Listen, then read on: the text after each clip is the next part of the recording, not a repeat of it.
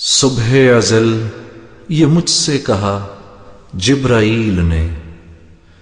جو عقل کا غلام ہو وہ دل نہ کر قبول۔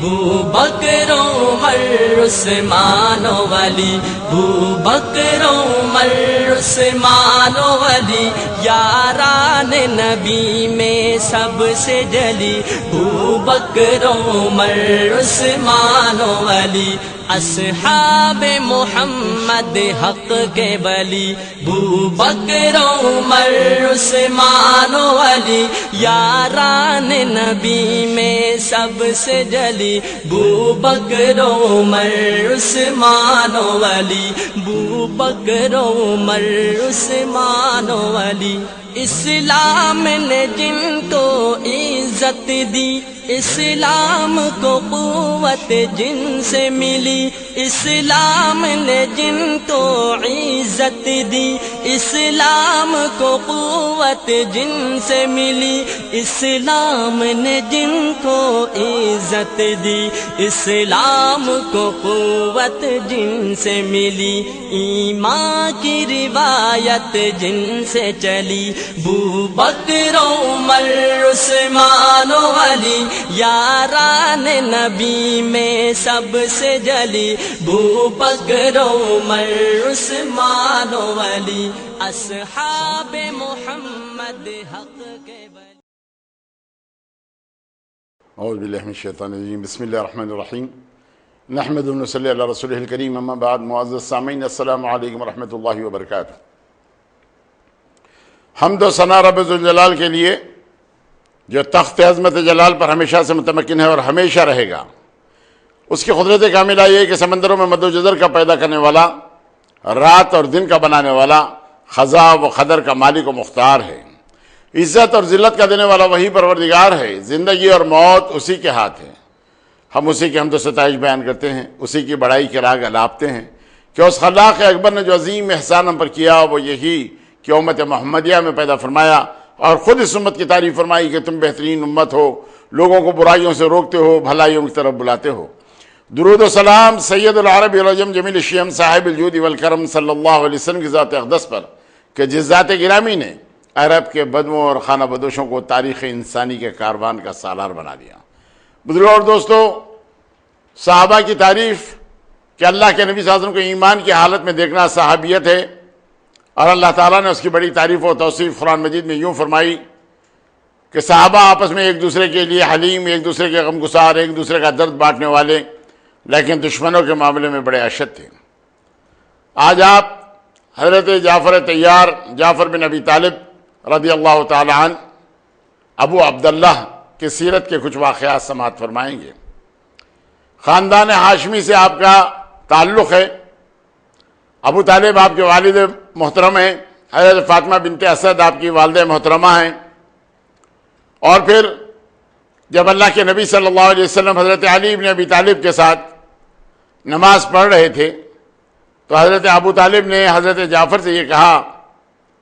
کہ بیٹا آپ بھی اپنے عمزاد کے ساتھ یعنی ان کی تقلید کرو۔ چنانچہ کہتے ہیں کہ یہ بھی آگے بائیں طرف ٹھہر گئے اور نماز پڑھنے لگے۔ نماز میں بڑا مزہ آیا، اور اس کے بعد اللہ کے نبی صلی اللہ علیہ وسلم ابھی دار ارقم میں پہنچے نہیں تھے کہ وہاں پر آپ داخل اسلام ہو گئے۔ حضرت جعفر بن ابی طالب کے اسلام لانے کے بعد ظلم و زیادتیوں کا وہ سلسلہ تو اہل مکہ پر جنہوں نے ایمان لایا ان پر تو چل ہی رہا تھا۔ یہ 31 اور 32 آدمی کے ایمان لانے کے بعد ایمان سے مشرف ہونے والی شخصیت ہیں۔ جب آپ پر بہت زیادہ ظلم و ستم ہونے لگا تو اللہ کے نبی صلی اللہ علیہ وسلم نے تمام مسلمانوں سے فرما دیا آپ کہ نجاشی کے پاس چلے جاؤ، حبشہ ہجرت کرو، اس لیے کہ وہاں کا جو بادشاہ ہے ایک عادل بادشاہ ہے، وہاں آپ سکون کے ساتھ زندگی گزار سکیں گے۔ چنانچہ حضرت جعفر بن ابی طالب بھی وہاں پہنچے، لیکن کفاران مکہ اس معاملے میں خاموش نہیں رہے، بلکہ اپنے قاصد کو عمر بن عاص جن کا نام تھا ان کو آپ نے وہاں بھیجا، ان لوگوں نے وہاں پر بھیجا۔ اور نجاشی کے دربار میں جب جانے کے بعد عمر بن عاص بہت سارے تحفے تحائف دیتے ہوئے اور تمام درباریوں کو راضی کرتے ہوئے ان کو بھی کچھ تحفے دیتے ہوئے آپ اس بات کے لیے راضی کر لیے کہ وہ مسلمان جو حبشہ ہجرت کر کے آئے ہیں ان لوگوں کو واپس لے جانے کا کیا ذریعہ ہو سکتا ہے۔ چنانچہ دربار میں پہنچے نجاشی کے، جس کا اصلی نام اسحمہ تھا۔ پہنچنے کے بعد کہا کہ اے بادشاہ، ہمارے پاس سے کچھ ناتجربہ کار لوگ اپنے مذہب کو چھوڑ کر دوسرے مذہب کو اختیار کرتے ہوئے آپ کی سرزمین پر آئے ہوئے ہیں، اگر آپ انہیں ہمارے حوالے کر دیں تو ہم اپنے وطن انہیں لے جا کر انہیں سدھاریں گے، سیدھا کریں گے۔ نجاشی ایک عقلمند بادشاہ تھا، اس نے یہ بات سوچا کہ کیوں نہ میں ان لوگوں سے دریافت کر لوں کہ وطن چھوڑ کر میرے وطن کو اپنانے کی کیا ضرورت تھی۔ چنانچہ جب ان لوگوں کو اس قافلے کو بلایا گیا جو ہجرت کر کے حبشہ گیا ہوا تھا، تو سارے مسلمانوں نے بھی مل کر ایک فیصلہ یہ کر لیا کہ ایک متکلم ہمارے پاس رہے گا، یعنی جو کلام کرنے والا ہے بادشاہ سے، اور وہ ذمہ داری حضرت جعفر بن ابی طالب کو سونپی گئی۔ جعفر بن ابی طالب آئے، نجاشی بادشاہ نے سوال کیا کہ آپ کے وطن سے آپ جلا وطن ہو کے میرے وطن آئے ہو اور اس کو اپنا وطن بنائے ہو، اس کی آخر وجہ کیا ہے؟ آپ نے بڑی فصاحت اور بلاغت کے ساتھ کہا کہ اے بادشاہ، ہم گناہوں میں گھرے ہوئے تھے، مردار کھاتے تھے، زناکاری کرتے، شراب پیتے، دنیا بھر کی تمام برائیاں ہمیں موجود تھیں۔ ایک خدا کے بجائے یہ تمام پتھر کے تمام دیوتاؤں کو ہم پوجتے تھے، لیکن اللہ تعالیٰ نے بڑا کرم ہم پر فرمایا، ہم میں ہی ایک نبی کو بنایا، اور جب نبی کو بھیجا تو انہوں نے ہمیں یہ تعلیم دی، یہ تمام برائیوں سے ہمیں روکا، اور ایک خدا واحد کی پرستش کرنے کے لیے جب ہم کو احکامات دیے گئے، ہمارے سامنے یہ بات رکھی گئی کہ حلال کیا ہے، حرام کیا ہے، کس بات کو اختیار کیا جائے، کس سے اجتناب کیا جائے، تو ہم نے یہ اس مذہب کو قبول کرتے ہوئے اپنے خدا کی پرستش کرنے لگے، لیکن ہمارے اپنے وطن والوں کو یہ بات نہیں بھائی، بلکہ ہم کو عبادت سے وہ لوگوں نے روکا، اور بہت زیادہ ظلم اور ستم جب ہم پر کرنے لگے تو ہم آپ کے شہر میں آ پہنچے ہیں۔ تو بادشاہ نے کہا کہ تمہارا اپنا مذہب کیا ہے؟ تو پھر حضرت جعفر بن ابی طالب نے اپنے مذہب کی تھوڑی سی تشریح بتلائی۔ تو اس کے بعد بادشاہ نے کہا کہ واللہ میں تم لوگوں کے حوالے ان لوگوں کو کر نہیں سکتا، تم میرے اپنے ملک میں آزادی کے ساتھ جہاں چاہے رہ سکتے ہو۔ اس انداز سے اجازت مل گئی، اور اس کے بعد عمر بن عاص وہ رات سو نہ سکے، اور اس کے بعد طرح طرح کے خیالات دل میں آتے رہے کہ کس انداز سے آج ہمیں شکست ہوئی ہے، کس انداز سے ناکامی کا منہ ہمیں دیکھنا پڑا ہے، لیکن وہ ناکامی کل مسلمانوں کا مقدر بن جائے، اس لیے رات بھر تمام کے تمام وسوسوں میں رہے اور سوچ بچار میں رہے کہ کس انداز سے ہم کو عمل کرنا ہے۔ نتیجہ دوستو یہ ہوا کہ دوسرے دن جا کر بادشاہ کو پھر آپ نے ورغلایا، ورغلاتے ہوئے کہا کہ حضرت عیسیٰ کے تعلق سے ان مسلمانوں سے پوچھ لیجئے کہ ان کا اپنا مذہب کیا ہے، اس لیے کہ یہ اللہ کا بیٹا ماننے کے لیے تیار نہیں ہے۔ پھر تمام مسلمانوں کو بلایا گیا، سارے مسلمانوں نے مل کر مشورہ کیا۔ حضرت جعفر بن ابی طالب نے کہا کہ میں وہی کہوں گا جس کا اللہ کے رسول صلی اللہ علیہ وسلم نے ہمیں حکم دیا ہے۔ چنانچہ بادشاہ نے پوچھا حضرت عیسیٰ کے تعلق سے آپ کے نبی نے کیا کہا؟ حضرت جعفر بن ابی طالب نے کچھ کہے بغیر سورہ مریم کی آیتوں کا پڑھنا شروع کیا، تو بادشاہ کی نہ صرف آنکھ سے آنسو رواں ہوئے بلکہ اس نے ایک تنکا اٹھاتے ہوئے کہا ایسا معلوم ہوتا ہے کہ توریت میں اور قرآن میں کسی قسم کا کوئی فرق نہیں، تم میرے اپنے ملک میں جہاں چاہے رہ سکتے ہو۔ یہ موقع وہ تھا جو تمام درباریوں کے ناک سے خرخراہٹ کی آوازیں نکل رہی تھی، یعنی سب بادشاہ کے اس انداز سے کہنے کے لیے وہ رہے،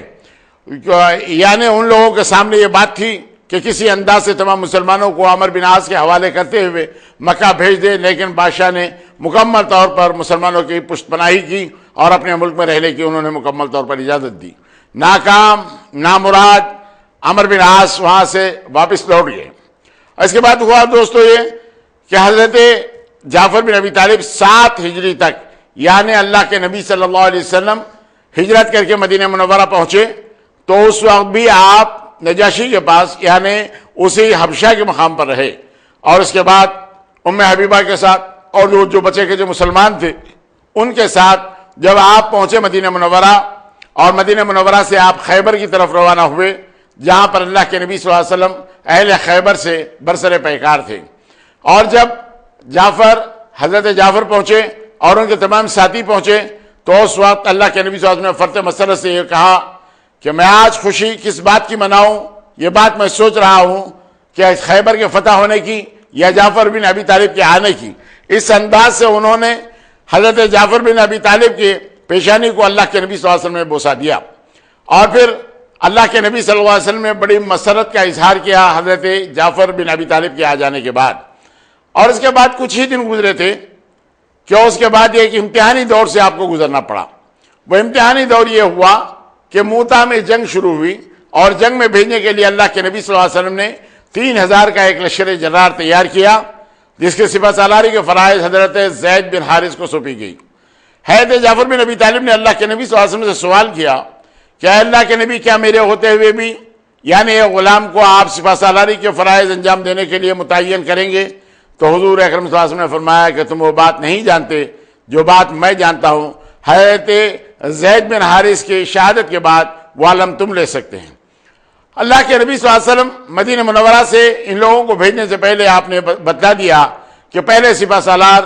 زید بن حارث رہیں گے، اور اگر زید بن حارث کو کچھ ہو جائے تو جعفر بن ابی طالب علم اٹھائیں گے، جعفر بن ابی طالب کو کچھ اگر ہو جائے تو عبداللہ بن رواحہ اٹھائیں گے. اس انداز سے اللہ کے نبی صلی اللہ علیہ وسلم نے اس جمعیت کو، ان مجاہدین کو موتا کی اس جنگ کے لیے بھیجا جہاں پر رومی بادشاہ نے 1,00,000 کا لشکر جمع کیے ہوئے مسلمانوں سے مقابلہ کرنے کے لیے وہاں پر تیار تھا. راستے میں جب یہ لوگ رکے اور اس کے بعد مشورہ ہوا کہ جب بہت کثیر تعداد میں دشمن ہے تو اللہ کے نبی صلی اللہ علیہ وسلم سے مزید کسی قسم کی کمک منگا لی جائے، تو اس وقت حضرت عبداللہ بن رواحہ جو بہت بڑے شاعر بھی تھے اور رات بھر اللہ کی بارگاہ میں شہادت کے لیے جو دعائیں کرتے تھے، تمام مسلمانوں سے آپ نے پوچھا کہ گھر سے نکلتے ہوئے کس ارادے سے آئے تھے، کیا شہادت کی تمنا دل میں ہے؟ اور اگر شہادت کی تمنا جب دل میں ہے تو پھر سوچنے کی بات کیا ہے؟ جب ہم شہید ہو جائیں گے تو اللہ کے نبی صلی اللہ علیہ وسلم کو اس کی اطلاع مل جائے گی، آپ کسی قسم کی فکر نہ کرو. اس انداز سے ایک بلبلہ انگیز تقریر کرتے ہوئے تمام مسلمانوں کو، مجاہدین کو آپ نے گرما دیا، اور تمام لڑنے مرنے اور شہادت کے لیے تمام تیار ہو گئے. اور اس کے بعد میدان کارزار میں سب سے پہلے حضرت زید بن حارث جب علم اٹھائے ہوئے پہنچے تو اس کے بعد انہوں نے وہ مقابلہ کیا، اور اس کے بعد درجہ شہادت پر فائز ہو گئے. علم گرنے نہ پایا کہ حضرت جعفر بن ابی طالب پہنچے، علم کو سنبھالا، اور اس کے بعد یہ مقابلہ کرتے رہے. حد یہ کہ ایک ہاتھ کٹ گیا، دوسرا ہاتھ کٹ گیا، اس انداز سے زخمی ہوتے رہے. 90 سے زیادہ زخم ان کے سینے کے اوپر اور ان کے جسم پر تھے، پیٹھ پر کسی قسم کا کوئی زخم نہیں تھا. اس کے بعد وہ بھی درجہ شہادت پر فائز ہو گئے. اور اس کے بعد حضرت عبداللہ بن رواحہ نے علم اٹھایا، اور عبداللہ بن رواحہ لڑتے رہے، اور لڑتے ہوئے وہ بھی جام شہادت پی لیے. اور اس کے بعد اپنے جان و تن کا نذرانہ وہ بھی بارگاہ خداوندی میں آپ نے پیش کر دیا. اب مسلمانوں کے سامنے ایک سوال تھا کہ اب سپہ سالار کسے بنائے، اس لیے کہ اللہ کے نبی صلی اللہ علیہ وسلم نے 3 آدمیوں کی نشاندہی کی، اور ایک کے بعد دیگر وہ تمام درجہ شہادت پر فائز ہوئے. تو تمام لوگوں نے متفقہ طور پر حضرت خالد بن ولید کو اپنا سپہ سالار منتخب کر لیا.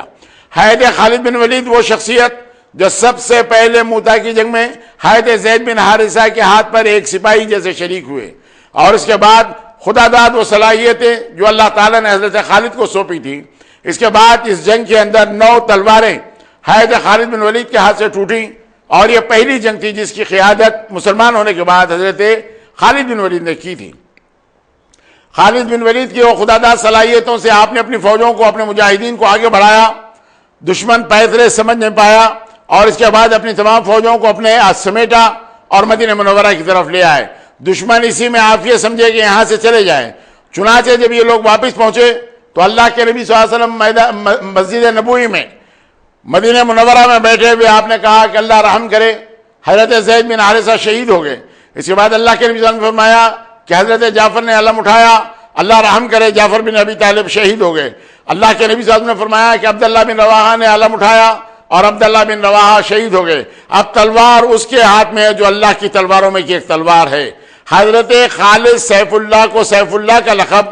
مسجد نبوی سے اللہ کے نبی صلی اللہ علیہ وسلم نے دیا. اور حضرت خالد جب اپنی تمام فوجوں کو واپس لے آئے تو اہل مدینہ یہ سمجھ رہے تھے کہ فوج میدان کارزار سے چونکہ بڑی فوج سے اس کا مقابلہ ہو گیا، اپنی جانوں کو بچاتے ہوئے واپس لے آئے، اس لیے یہ فراری ہے. تو نبی کریم صلی اللہ علیہ وسلم نے جواب دیا یہ فراری نہیں کراری ہیں، پھر پلٹ کر حملہ کرنے والے ہیں. چنانچہ اللہ کے نبی صلی اللہ علیہ وسلم اس دار فانی سے کوچ کرنے سے پہلے حضرت اسامہ بن زید کو بلا کر 18 سالہ نوجوان غلام زادہ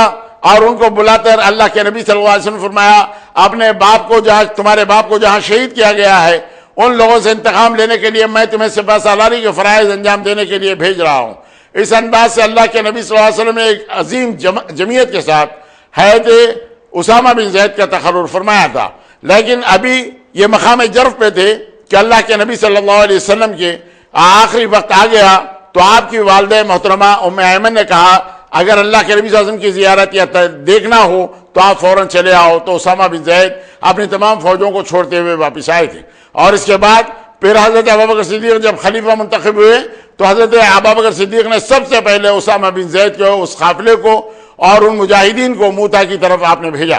حالانکہ بہت ساری شکایتیں ہوئیں، بہت ساری رکاوٹیں ہوئیں، لیکن اس کے باوجود وہ حضرت ابوبکر صدیق تھے جنہوں نے کسی قسم کی کوئی کمی یا زیادتی کیے بغیر اللہ کے نبی صلی اللہ علیہ وسلم نے جو منتخب کیا تھا انہیں کو منتخب کرتے ہوئے موتا کی طرف بھیج دیا۔ حضرت جعفر بن ابی طالب کے اس شہادت کے بعد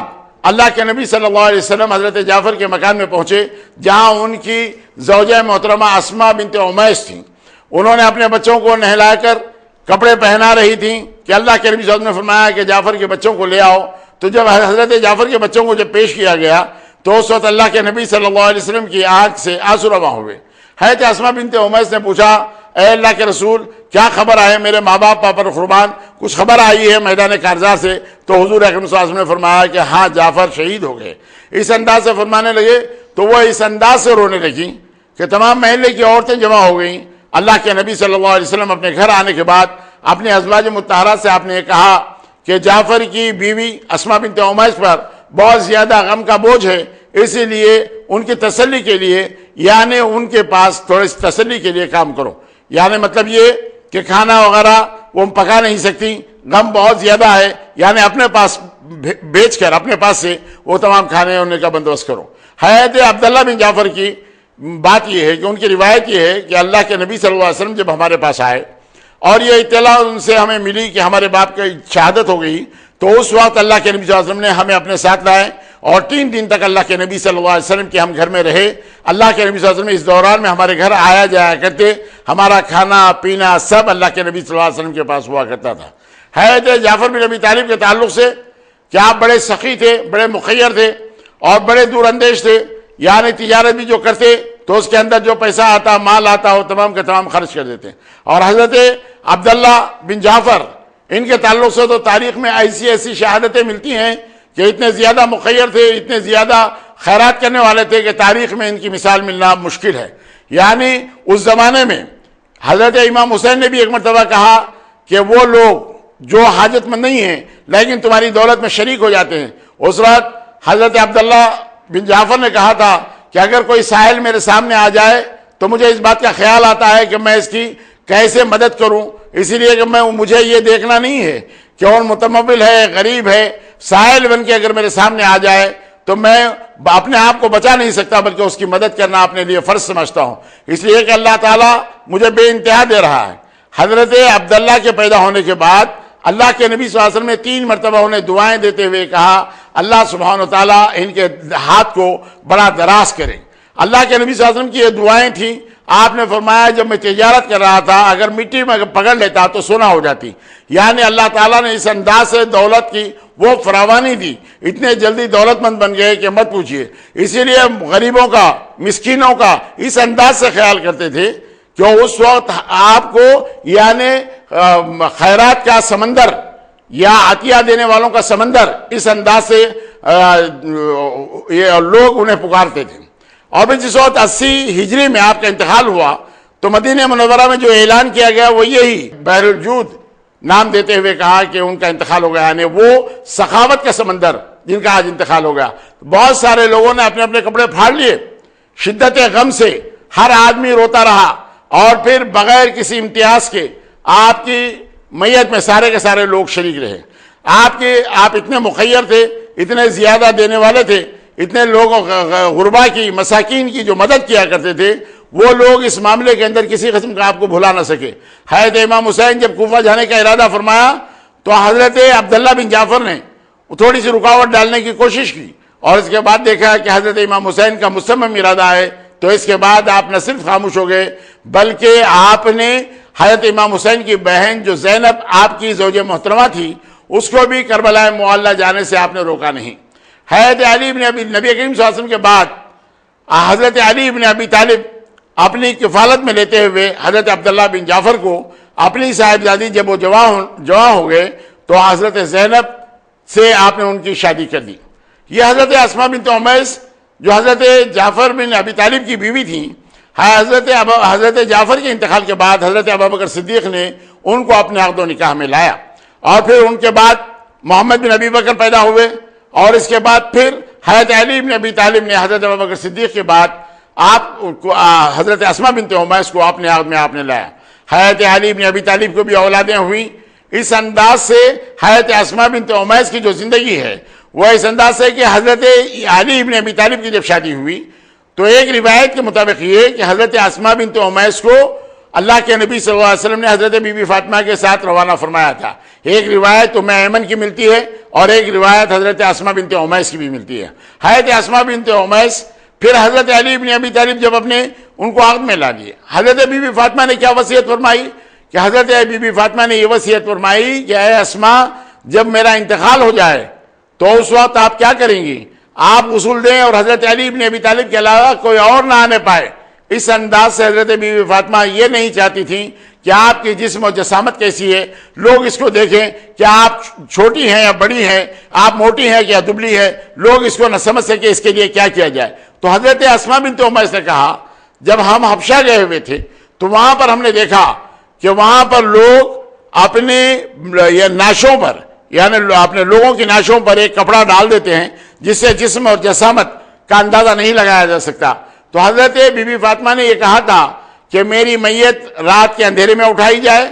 اور میری میت کے اوپر ایک کپڑا ڈال دیا جائے تاکہ لوگوں کو یہ بات معلوم نہ ہو کہ میری جسم اور جسامت کس انداز سے ہے۔ مسلمان عورتوں کے لیے، میری ماں بہنوں کے لیے آج ایک موقع ہے کہ حضرت بی بی فاطمہ مرنے کے بعد بھی اپنے جسم اور جسامت کی جو حفاظت کے لیے لوگ جسے دیکھ نہ سکے، جس کے لیے آپ نے وصیت کی، وہ وصیت یہ تھی کہ رات کے اندھیرے میں ہی میری تدفین عمل میں لائی جائے اور میری جسم و جسامت کا کوئی اندازہ نہ لگایا جائے، اور مجھے جو غسل دے میرے شوہر کے علاوہ حضرت اسماء بنت عمیس رہے، ان کے علاوہ کوئی اور نہ رہے۔ اس انداز سے آپ نے وہ وصیت کی، اور اسی وصیت کے مطابق حضرت بی بی فاطمہ کا رات ہی میں انتقال ہونے کے بعد آپ کی تدفین عمل میں لائی گئی تھی۔ بزرگوں اور دوستو، حضرت جعفر بن ابی طالب جو زندگی بھر اس انداز سے رہے کہ حبشہ کے اندر زندگی گزری، نہ صرف یہ زندگی گزری یعنی 5 نبوی سے لے کر 7 ہجری تک آپ حبشہ کی سرزمین کے اوپر ہی پروان چڑھتے رہے، وہیں پر آپ کام کرتے رہے جہاں پر حضرت عبداللہ کی پیدائش ہوئی تھی۔ اس انداز سے حضرت جعفر بن ابی طالب کی زندگی کے یہ واقعات ہیں، اور آپ کے جو بیٹے ہیں جود و سخا کے اندر جن کا مقام اور مرتبہ بہت زیادہ ہے، یہ تمام حالات وہ حالات ہیں جو حضرت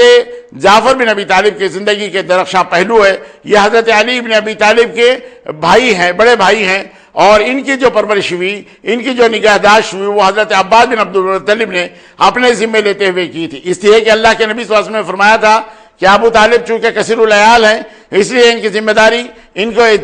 اخراجات کو کم کرنے کے لیے ایک صاحبزادے کو میں اپنی کفالت میں لیتا ہوں اور ایک صاحبزادے کو آپ لیجئے۔ تو حضرت عباس بن عبد المطلب نے اس بات کو پسند فرماتے ہوئے حضرت جعفر بن ابی طالب کو پہنچا۔ اللہ کے نبی صلی اللہ علیہ وسلم نے حضرت جعفر کے تعلق سے فرمایا کہ جبریل امین کے ذریعے مجھے اس بات کی اطلاع ملی کہ جنت کے اندر انہیں 2 پر عطا کیے گئے ہیں اور ملائکہ کے ساتھ جنت کے اندر پرواز کر رہے ہیں، اسی لیے آپ کا نام جعفر طیار ہوا، یعنی ہواؤں میں پروں لگا کر اڑنے والے۔ اس انداز سے اللہ کے نبی صلی اللہ علیہ وسلم نے ان کی بڑی تعریف اور توصیف فرمائی تھی۔ آپ کی والدہ محترمہ حضرت فاطمہ بنت اسد، جن کے انتقال کے بعد اللہ کے نبی صلی اللہ علیہ وسلم نے ان کے آخری آرامگاہ پر خود اپنے ہاتھوں سے اس خبر کو تیار کرتے ہوئے نہ صرف خبر تیار کیے بلکہ اس کے اندر کچھ دیر کے لیے لیٹے رہے، اور پھر اپنا پیرہن مبارک حضرت فاطمہ بنت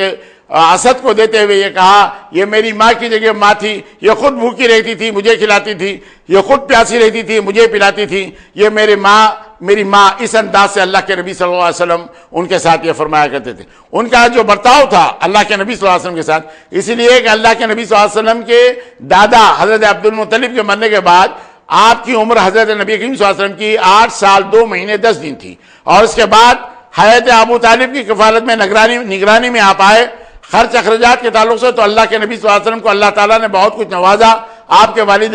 بزرگوار نے جو وراثت میں مال رکھا تھا وہ مال اتنا زیادہ تھا کہ آپ بڑی آسانی کے ساتھ نہ صرف اپنی کفالت کر سکتے تھے بلکہ آپ نے حضرت علی بن ابی طالب کو بھی لے کر آپ نے یہ زندگی گزاری، اور اس کے بعد ایک متمول خاتون سے جب آپ کی شادی ہوئی اور حضرت خدیجہ بنت خولید نے سارے کا سارا مال تمام مسلمانوں کے لیے وقف کر دیا، یہ وہ موقع تھا جب اللہ کے نبی صلی اللہ علیہ وسلم نے حضرت علی کو اور حضرت جعفر بن ابی طالب کو حضرت عباس بن عبد المطلب نے اپنی کفالت میں لے کر کام کیا۔ تو حضرت فاطمہ بنت اسد جو حضرت بیوی فاطمہ کی ساس بھی تھیں، حضرت علی بن ابی طالب کی زوجہ محترمہ تھیں، ان کے ساتھ بھی فاطمہ بنت اسد کا سلوک بہت زیادہ اچھا تھا، جس کی برملا اللہ کے نبی صلی اللہ علیہ وسلم بسا اوقات تعریف اور توصیف فرمایا کرتے تھے۔ حضرت عبداللہ بن جعفر ایک مرتبہ مٹی کے کھلونے بنا رہے ہیں، مٹی میں گھروندے بنا رہے ہیں، اللہ کے نبی صلی اللہ علیہ وسلم کا گزر ہوا تو پوچھا، اے عبداللہ کیا کر رہے ہو؟ تو کہا کہ مٹی کے کھلونے بنا رہا ہوں۔ تو کہا کیا کرو گے؟ کہا کہ اسے بیچوں گا۔ کہا کہ پیسے آنے کے بعد کیا کرو گے؟ کہا کہ خورمے خریدوں گا، یعنی کھجور خریدوں گا اور اس کو کھاؤں گا، اس انداز سے۔ تو اللہ کے نبی صلی اللہ علیہ وسلم کو یہ ان کا جواب بڑا پسند آیا۔ ایک مرتبہ اللہ کے نبی صلی اللہ علیہ وسلم جا رہے تھے، آپ نے دیکھا کہ عبداللہ بن جعفر کھیل رہے ہیں، تو فوراً انہیں پکڑ کر اپنی سواری پر اللہ کے نبی صلی اللہ علیہ وسلم نے بٹھا دیا۔ اس انداز سے اللہ کے نبی صلی اللہ علیہ وسلم کی شفقت حضرت عبداللہ بن جعفر کے اوپر بھی اس انداز سے ہوا کرتی تھی۔ حضرت ابوبکر صدیق کا دور خلافت آیا، اور اس کے بعد حضرت اس وقت تو خاموش رہے، لیکن حضرت عمر اور حضرت عثمان غنی کے دور میں آپ نے جہاد میں بھی حصہ لیا۔ نہ صرف یہ بلکہ جنگ صفین میں شامی فوجوں سے مقابلہ کرنے کے لیے اپنے آپ کو جو پیش کیا، اور اللہ کے حضرت علی بن ابی طالب کے جب دست راست آپ ثابت ہوئے، اس وقت حضرت عبداللہ اس انداز سے اپنی شجاعت کا لوہا جنگ صفین میں آپ نے منوایا، اور شامی فوج سے بہت اچھے انداز میں آپ نے مقابلہ کیا تھا۔ نہ صرف یہ بلکہ عبد الرحمن ابن ملجم کے ہاتھ جب حضرت علی بن ابی طالب زخمی ہوئے تو عبد الرحمن ابن ملجم کے ہاتھ اور پیر کو کاٹنے والی شخصیت کا نام عبداللہ بن جعفر تھا۔ اس انداز سے آپ نے انتقام لیا عبد الرحمن ابن ملجم سے جو حضرت علی بن ابی طالب کا قاتل ہے۔ اس انداز سے یہ وہ قبیلہ ہے جو تمام کا تمام حق و صداقت کے اوپر اپنی جانوں کو اللہ کے نام پر، اللہ کے نام کی سربلندی کے لیے تمام پیش کرنے والا ہے۔ یہ وہ لوگ ہیں۔ حضور اکرم صلی اللہ علیہ وسلم نے جب میری پیدائش ہوئی، جب مجھے آپ نے دیکھا تو 3 مرتبہ اللہ کے نبی صلی اللہ علیہ وسلم نے دعائیں فرمائی، اور میرے ہاتھ میں برکت کے لیے اللہ کے نبی صلی اللہ علیہ وسلم نے دعا فرمائی۔ اور اس کے بعد میرے بھائیوں کو لیتے ہوئے جب میرے باپ کی شہادت کی اطلاع دی تو اللہ کے نبی صلی اللہ علیہ وسلم بڑے غمگین حالت میں مسجد نبوی میں پہنچے اور تمام سارے مسلمانوں کے سامنے اس بات کا تذکرہ کیا حضرت جعفر بن ابی طالب کے انتقال کا۔ آج جو مسلمانوں میں حاضری کا معاملہ ہے، یعنی کسی کے پاس اگر میت ہو جائے تو اس کے گھر چولہا نہیں سلگتا، غم کا ایک بوجھ رہتا، تو اللہ کے نبی صلی اللہ علیہ وسلم نے فرمایا تھا کہ کھانا بناؤ اور ان کے پاس بھیج دو۔ یہ رواج بہت زیادہ دنوں تک ہمارے ہاں چلتا رہا، لیکن اب ایک دوسرا رواج ہمارے پاس شروع ہو گیا ہے کہ مرنے کے بعد پھر اپنے ہاتھ سے اپنے پاس تمام بکروں کو ذبح کر کے ان کو تمام کھلایا جاتا ہے۔ یہ طریقہ حضرت ابو ذر غفاری رضی اللہ تعالیٰ کی تقلید کا ہے، لیکن اللہ کے نبی صلی اللہ علیہ وسلم کے فرمان کے مطابق حضرت جعفر کے بیوی پر یا ان کے بچوں پر بہت زیادہ غم کے آثار ہے، اسی لیے ان کے پاس آپ کھانا بناؤ اور ان کے پاس بھیج دو تاکہ وہ ان کے گھر چولہا نہ سلگے بلکہ وہ تمام کھاتے رہے۔ اس انداز سے اللہ کے نبی صلی اللہ علیہ وسلم جو احکامات دیے تھے، اس کے بعد ان لوگوں نے اسی انداز سے کام کیا۔ اللہ کے نبی صلی اللہ علیہ وسلم سے ایک مرتبہ آپ نے یہ بھی فرمایا کہ میں جعفر کے بچوں کا ولی ہوں، اور اس انداز سے آپ نے ان کی مکمل طور پر نگرانی کی، حضرت جعفر کی بچوں کی۔ اس انداز سے حضرت نبی کریم صلی اللہ علیہ وسلم کا سلوک حضرت جعفر کی اولاد کے ساتھ یہ رہا۔ یہ حضرت ابو ذر غفاری رضی اللہ تعالیٰ عنہ جب ربضہ کے مقام پر بھیج دیا گیا،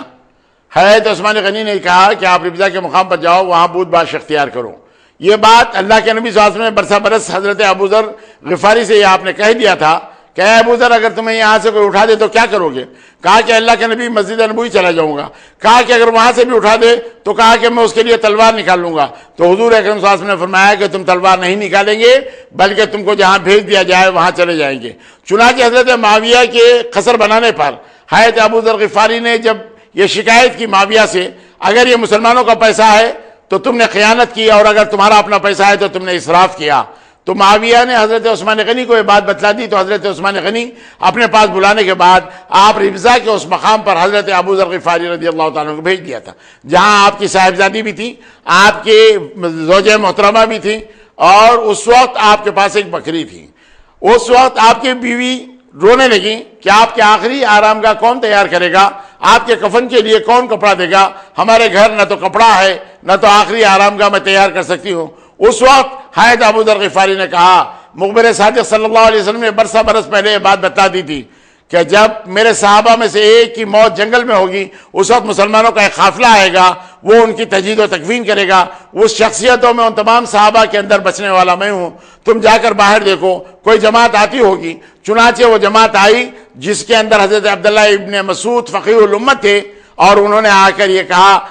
ابو ذر پہ ہمارے ماں باپ قربان۔ جب یہ آئے تو اس وقت آپ کی صاحبزادی سے آپ نے کہا تھا، بیٹی یہ وہ لوگ، وہ مہمان ہیں جن کی نشاندہی مخبر صادق صلی اللہ علیہ وسلم نے برسہ برس پہلے کی تھی، ہمارے گھر جو بکری ہے اسے ذبح کر دو، یہ ان مہمانوں کو تمام کھلا دینا میری تدفین کے بعد۔ اس انداز سے حضرت ابو ذر غفاری نے کہا، اور آپ کی صاحبزادی نے وہ عمل کیا جو آپ کے والد بزرگوار حضرت ابو ذر غفاری نے کہا تھا۔ یہ آج تقلید عرب میں جو ہو رہی ہے یا ہمارے ہاں جو ہو رہی ہے، وہ تقلید یہی ہے کہ حضرت ابو ذر غفاری رضی اللہ تعالیٰ کے کہنے کے مطابق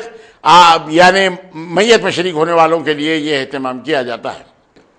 اللہ کی بارگاہ میں میری دعا ہے کہ پروردگار عالم جو کچھ ہم سن رہے ہیں اور جو کچھ ہم سمجھ رہے ہیں اس پر عمل کرنے کی اللہ تعالی ہمیں توفیق عطا فرما، ہمارے مرحومین کی مغفرت فرما، مولا کرم فرما، رحم فرما، فضل فرما، ہماری دعاؤں کو نبی کریم صلی اللہ علیہ وسلم کے صدقہ توفیق میں قبول فرما۔ وصلی اللہ علی محمد النبی الامہ وآلہ وصحبہ وسلم، الحمدللہ رب العالمین، وآخر دعوانا الحمدللہ رب العالمین۔ ثم الرضا عن أبي بكر وعن عمر، ثم الرضا عن أبي بكر وعن عمر، ثم الرضا عن أبي بكر وعن عمر وعن علي وعن عثمان ذي الكرم. مولاي صل وسلم دائما أبدا على حبيبك خير الخلق